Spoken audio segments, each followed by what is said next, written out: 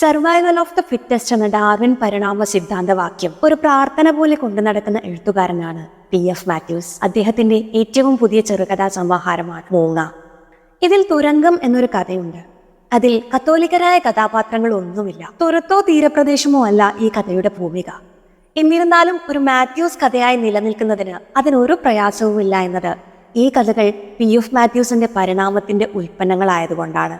കാലാകാലങ്ങളിൽ വന്നുഭവിക്കുന്ന തരംഗങ്ങളെ മറികടന്ന് പക്വമായ സാഹിത്യ വീക്ഷണത്തിൽ എത്തിച്ചേർന്ന് എഴുത്തിൽ പരിണാമം സൃഷ്ടിക്കാൻ അദ്ദേഹത്തെ പ്രാപ്തനാക്കുന്നത് സ്വയം നവീകരണമാണ്. ഒരു നാട്ടുപാതിരിയുടെ ആത്മകഥം എന്ന കഥയിൽ എഴുത്തുകാരൻ പറയും, മാറിയ കാലങ്ങളിലൂടെ ജീവിച്ച് ഇവിടെ വരെ എത്തിയ ഒരു പഴയ മനസ്സിന് ഈ കാലത്തോട് എങ്ങനെ ഇടപെടണമെന്ന് പഠിക്കാതെ വയ്യ എന്ന്.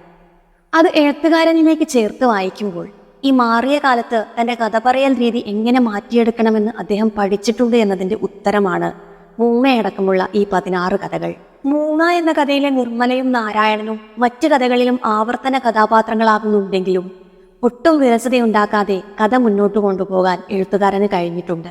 സ്വയം നവീകരണത്തിലൂടെ തന്റെ കഥകളെ മിനുക്കിയെടുക്കുന്ന P.F. മാത്യൂസിന്റെ ഈ ചെറുകഥാ സമാഹാരത്തിന്റെ ആമുഖത്തിൽ ജോജോ ആന്റണി പറയുന്നുണ്ട്, ഈ കൃതി വായനയ്ക്കായി കയ്യിലെടുക്കുന്നവർക്ക് ഒരു നല്ല വായന, നല്ല അനുഭവം ഉറപ്പു നൽകാൻ എനിക്ക് ധൈര്യം തരുന്നു എന്ന്.